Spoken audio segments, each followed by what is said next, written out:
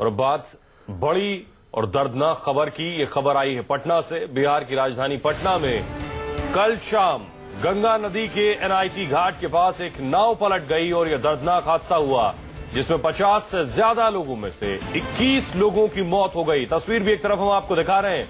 लोग जिंदगी को बचाने के लिए किस तरह पानी के चारों तरफ हाथ पांव मार रहे हैं कि किसी तरह खुद को बचा सकें। मरने वालों में 4 बच्चे, 4 महिलाएं शामिल हैं। सभी लोग मकर संक्रांति के अवसर पर आयोजित पतंगबाजी में हिस्सा लेकर पटना दियारा के सबलपुर से लौट रहे थे। जहां कई लोगों ने तैरकर अपनी जान बचाई और बाकी बचे लोगों को बाहर निकालने का काम देर रात तक चलता रहा, लेकिन कई लोग अब भी लापता बताए जा रहे हैं। राहत और बचाव में एनडीआरएफ और एसडीआरएफ की टीमें रात भर लगी रही, लेकिन बड़ा सवाल कि जो 21 मौतें हुई हैं इनका जिम्मेदार कौन? 60 लोग इस नाव में सवार थे। आखिर इस नाव को इतना ओवरलोड वहां पे होने क्यों दिया गया है? सुरक्षा में इतनी बड़ी चूक कैसे हुई? क्या पुलिस वहां पर मौजूद नहीं थी? ये सवाल इस घटना के बाद उठने लगे हैं। ये तस्वीरें देखिए जरा, इसका ऑडियो भी आपको सुनाना चाहेंगे कि लोग कैसे खुद को बचाने के लिए खुद की जिंदगी को कैसे किनारे तक पहुंचाएं, इसके लिए मशक्कत करते हुए और हाथ पांव मारते हुए। दूसरी तस्वीर हम आपको दिखा रहे हैं इस घटना के बाद। ये तस्वीर जरा आप देखिए।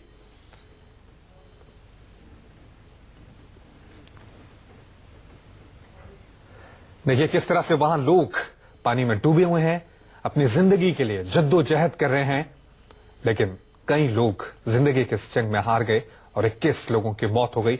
हालांकि वहां पे लाइफ बोट फेंकी जा रही हैं, कुछ लोगों को तैयार कर लोग बचाने की कोशिश कर रहे हैं, लेकिन फिर भी ये इतना बड़ा हादसा हुआ है जिस पर कई सवाल उठना लाजमी है।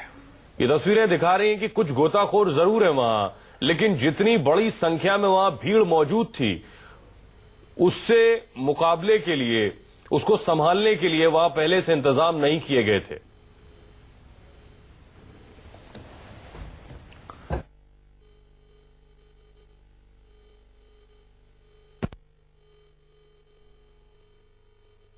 तो आपने देखा तस्वीर में किस तरह से वहां पे सवाल उठता ही है कि 60 लोग वहां सवार थे और तस्वीरों में हम देख रहे थे कि एक आदमी, सिर्फ एक आदमी 60 लोगों को बचाने के लिए उस नदी में उतरता है।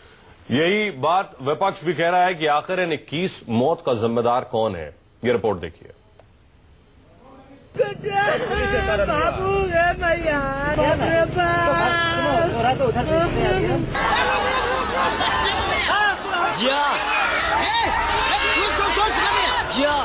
ये नजारा पटना के एनआईटी घाट के पास का है। हर तरफ शोरगुल, चीख, मातम। पानी के अंदर और बाहर सैकड़ों लोग बस इस इंतजार में निगाहें जमाए थे कि शायद कोई अच्छी खबर गंगा मैया के अंदर से बाहर आ जाए। लेकिन अफसोस, जो खबर आई पूरा सूबा मातम में डूब गया। खबर भी थी दिल दहला देने वाली। मकर संक्रांति के मौके पर पतंगबाजी से लौट रहे लोगों की नाव गंगा में डूब गई, जिस पर सवार कई लोगों की मौत हो गई। गंगा लबालब भरी थी। गंगा पार से क्षमता से ज्यादा लदी हुई एक सरकारी नाव पानी को चीरती हुई एनआईटी घाट पहुंचने वाली थी, लेकिन किनारा लगने से पहले ही नाव टूट गई। नाव में सवार 40 से ज्यादा लोग गंगा के आगोश में चले गए। नाव, बोट, सैकड़ों लोग तलाशी अभियान में जुट गए। गोताखोरों की पूरी टीम लगातार पानी के अंदर और बाहर होने वाली हलचलों पर निगाहें जमाए बैठी थी। पानी में कूदकर, लंगर फेंककर तलाश कर रही थी उन लोगों को जो मकर संक्रांति के पतंगबाजी उत्सव का लुत्फ लेकर हादसे वाली नाव से लौट रहे थे। पीछे कई परिवार हैं जिनका अपनों का अभी तक कुछ पता नहीं चल रहा है। ये बताइए आपका कौन था? मेरा बेटा है। कितने साल का था? 16 साल का। कब घर से गया था वो? 3 बजे बोला कि निकाल के आना। बहन का चूड़ा दे जान कमाया, गाड़ी लगा के चल गया। कुछ पता चल रहा है? नहीं, 4 दिन खोज ऐसा बोला गंगा जी गया तेरा बेटा। मम्मी पापा और मेरी भतीजी गई थी।